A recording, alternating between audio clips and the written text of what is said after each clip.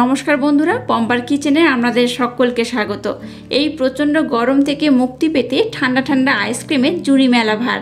তাই আজ বানাবো ঠান্ডা ঠান্ডা মালাই কুলফি আইসক্রিম। আমরা সাধারণত দোকান থেকে আইসক্রিম কিনে খাই বা বাড়িতে নানা রকমভাবে আইসক্রিম বানিয়ে থাকি, তবে আজ যে মালাই কুলফিটা বানাবো এর স্বাদই আলাদা। একবার আমার মতো বানিয়ে খেয়ে দেখবেন, দোকানের আইসক্রিম আর কিনে খাওয়ার ইচ্ছাই হবে না। বাচ্চা থেকে বড় সবাই ভীষণ পছন্দ করবে আর খুব মজা করে খাবে। তাহলে চলুন আজকের এই ঠান্ডা ঠান্ডা মালাই কুলফির রেসিপিটা দেখে নেওয়া যাক। আজকে দেখুন, মালাই কুলফি বানানোর জন্য প্রথমেই আমি গ্যাসটাকে জেলে দিয়ে একটা কড়ার মধ্যে 500 ml দুধ দিয়ে বসে দিয়েছি। গ্যাসের ফ্লেমটাকে লো টু মিডিয়াম রেখে প্রথমে দুধটাকে একটু ঘন করে জাল দিয়ে নেব। আচ্ছা, এখানে আমি 500 ml লিকুইড দুধ ব্যবহার করেছি। আপনারা চাইলে যতটা আইসক্রিম বানাবেন তার উপর ডিপেন্ড করে কিন্তু দুধটা ব্যবহার করবেন। তো দুধটাকে প্রথমে আমি একটু ঘন করে জাল দিয়ে নেব। এবার দেখুন, একটা মিক্সির জার নিয়ে নিয়েছি। এখানে আমি মিচড়ি ব্লেন্ড করেছিলাম। এই আইসক্রিমটা বানানোর জন্য আমি কিন্তু মিচড়ি ব্যবহার করব, চিনি ব্যবহার করব না। তো এই জারটার মধ্যে আমি দেখুন কয়েকটা কাজু বাদাম নিয়েছি, কাজু বাদামটাকে দিয়ে দিলাম। নিয়েছি কয়েকটা আমন্ডটাকেও দিয়ে দিলাম। দুটো এলাচ নিয়ে নিয়েছি। মালাই কুলফিতে অবশ্যই এলাচ ব্যবহার করবেন, তাহলে কিন্তু এর টেস্টটা দ্বিগুণ বেড়ে যাবে। এবার এটাকে আমি একটু আধো আধো করে ব্লেন্ড করে নেব। একদম মিহি করে ব্লেন্ড করবে না, একটু আধো আধো করে ব্লেন্ড করতে হবে। দেখুন, এটাকে আমি আধো আধো করে ব্লেন্ড করে নিয়েছি। এই দেখুন কেমন হয়েছে, দেখতেই পাচ্ছেন। একদম মিহি করে করবেন না, এরকম আধো আধো করে ব্লেন্ড করবেন। এইভাবে যদি একটু আধো আধো করে ব্লেন্ড করেন তাহলে কিন্তু দুর্দান্ত খেতে লাগে, অসম্ভব সুন্দর খেতে হয়। যে মালাই কুলফিটা আজকে বানাবো অসম্ভব সুন্দর খেতে হয়। যাই হোক, এইভাবে কিন্তু ব্লেন্ড করবেন। আর এখানে অবশ্য কিন্তু যে এলাচ ব্যবহার করলাম, এলাচটাকে অবশ্যই ব্যবহার করবেন, তাহলে কিন্তু এর টেস্টটা দেখুন বেড়ে যায়। এবার দেখুন, একটা পাত্রের মধ্যে আমি অল্প একটু লিকুইড দুধ রেখে দিয়েছিলাম। এটাকে আমি রুম টেম্পারেচারে রেখে ঠান্ডা করে নিয়েছি। ঠান্ডা দুধ এখানে ব্যবহার করতে হবে। তো একটু দুধ আমি নিয়ে নিয়েছি। এবার দেখুন, এরকম কাস্টার্ড পাউডার আমি এখানে ব্যবহার করব।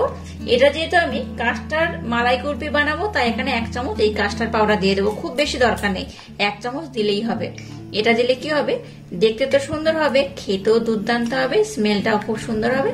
এই 1 চামচ দিয়ে এটাকে আমি খুব ভালোভাবে ব্লেন্ড করে নিলাম। চলুন এবার নেক্সট স্টেপ শুরু করা যাক। দুধটাকে দেখুন আমি কিন্তু একটু ঘন করে জাল দিয়ে নিয়েছি। এবার যে মিচড়িটাকে ব্লেন্ড করেছি বললাম, সেই মিচড়ি এখানে আমি 3 চামচ দিয়ে দেব। মিষ্টিটা আপনারা আপনাদের পছন্দ মতো বা স্বাদ মতো ব্যবহার করবেন। আপনারা এখানে মিচড়ির পরিবর্তে চিনিও ব্যবহার করতে পারেন। এই মিষ্টিটা দিলে দুধটা কিন্তু একটু হালকা পাতলা হয়ে যায়, তাই আবার এটাকে আমি 2 মিনিট খুব ভালোভাবে ফুটিয়ে নেব। 2 মিনিট দুধটাকে আমি জাল দিয়ে একটু ঘন করে নিয়েছি। এবার দেখুন, যে কাস্টার্ড পাউডারটাকে আমি মেল্ট করলাম সেটা এখানে দিয়ে দেবো। অল্প অল্প দেব, এটাকে এইভাবে কিন্তু আমি মিক্স করব। এই পর্যায়ে গ্যাসের ফ্লেমটাকে একদম লো রাখবেন, লো রেখে এই প্রসেসটা করবেন। একেবারে সব দিয়ে দেবেন না, অল্প অল্প দেবেন আর এইভাবে মিক্স করবেন। গ্যাসের ফ্লেমটাকে একদম লো রেখে আবার এটাকে আমি একটু ফুটিয়ে নেব। এবার দেখুন, যে বাদামটাকে আমি ব্লেন্ড করলাম সেটা এই পর্যায়ে আমি দিয়ে দেবো। সম্পূর্ণটাই কিন্তু এখানে দিয়ে দেবো। আবার সমস্ত উপকরণ একসাথে আমি খুব ভালোভাবে মিক্স করে 2 থেকে 3 মিনিট সময় ধরে একটু ফুটিয়ে নেব। এইভাবে একদম ইউনিক পদ্ধতিতে কাস্টার্ড মালাই কুলফিটা আমার মতো বানিয়ে দেখবেন, অসম্ভব সুন্দর খেতে হয়। একবার যদি এইভাবে বানিয়ে খান, দেখবেন আপনাদের বারবার খেতে ইচ্ছা করবে, অসম্ভব সুন্দর খেতে লাগে। আর দেখুন, মিশ্রণটা কিন্তু বেশ আগের থেকে ঘন হয়ে গেছে। আচ্ছা, গ্যাসের ফ্লেমটাকে একদম লো রেখে আবার আমি 2 মিনিট একটু নাড়াচাড়া করে ফুটিয়ে নেব। দেখুন, গ্যাসের ফ্লেমটাকে লো রেখে এটাকে আমি আবারও 2 মিনিট সময় ধরে ফুটিয়ে নিয়েছি। আর এটার ঘনত্ব কিন্তু আমি আপনাদের দেখিয়ে দিচ্ছি কেমন ঘনত্ব হবে। এই দেখুন, এটার ঘনত্ব কিন্তু একটু ঘন হবে, তবেই কিন্তু মালাই কুলফিটা দুর্দান্ত খেতে হবে। এই ঘনত্বটা দেখুন এইরকমই হয়েছে, অনেকটাই ঘন হয়েছে, দেখতেই পাচ্ছেন। খুব পাতলা নয়, আবার একদম যে ঘন একদম সেরকমই নয়, তবে মিডিয়াম ঘন হলে যেমন হয় ঠিক সেই রকমই কিন্তু। তো এটাকে দেখুন আমি খুব ভালোভাবে রেডি করে নিয়েছি। এবার আমি গ্যাসটাকে বন্ধ করে দিলাম। গ্যাসটাকে বন্ধ করে দিয়ে এই মিশ্রণটাকে আমি একটু ঠান্ডা করে নেব, তারপর আমি আপনাদের সাথে নেক্সট স্টেপ শেয়ার করব। এবার দেখুন, এইরকম আমি ছোট ছোট গ্লাস নিয়ে নিয়েছি। আপনারা চাইলে আইসক্রিমের মোল্ডও ব্যবহার করতে পারেন, অন্য কোনো পাত্রের মধ্যেও কিন্তু মালাই কুলফিটা বানাতে পারেন। তো এরকম ছোট ছোট গ্লাস নিয়েছি। যতগুলো গ্লাসের মধ্যে ভরবে আমি ততগুলোর মধ্যে দিয়ে দেব। এইভাবে আমি দিয়ে দেব, যতগুলো ধরবে ততগুলোর মধ্যেই দেব।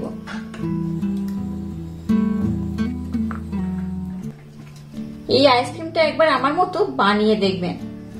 একবার এইভাবে বানিয়ে খেলে দেখবেন এই গরমের সময় বারবার আমাদের বানিয়ে খেতে ইচ্ছা হবে। দেখুন 5টা কিন্তু এই গ্লাসের মধ্যে হয়েছে, 6টা ধরেনি। 500 ml দুধে দেখুন 5টা আইসক্রিম হয়েছে। আর এটা যেহেতু অনেক বড় বড় অনেকটা চওড়া পাত্র দেখতেই পাচ্ছেন, তো আপনারা চাইলে কিন্তু ছোট ছোট কোনো পাত্রের মধ্যেও কিন্তু এটাকে জমাতে পারেন। এটাকে আমি নিচে নামিয়ে রাখলাম। এইভাবে উপরে আমি দুটো করে নিয়ে নিলাম। এবার দেখুন নিয়ে নিয়েছি ফয়েল পেপার। আপনাদের হাতের কাছে ফয়েল পেপার না থাকলে আপনারা কোনো নর্মাল সাদা প্লাস্টিকও ব্যবহার করতে পারেন। আর তার ফয়েল পেপার দিয়ে এটার মুখে এইভাবে আমি মুড়ে দেব।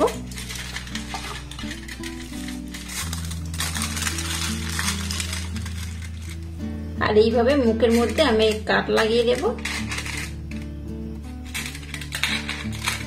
আর যেহেতু দেখুন দুধটা বেশ ঘন, তাই আইসক্রিম মোল্ডের কাঠিগুলো এখনই আমি দিয়ে দেব। এইভাবে দিয়ে দেব। আর এইভাবে প্রত্যেকটা আইসক্রিমের মধ্যে আমি এরকম ফয়েল পেপার লাগিয়ে দেব। আর এইভাবে আইসক্রিম মোল্ডের কাঠিগুলো ব্যবহার করে নেব।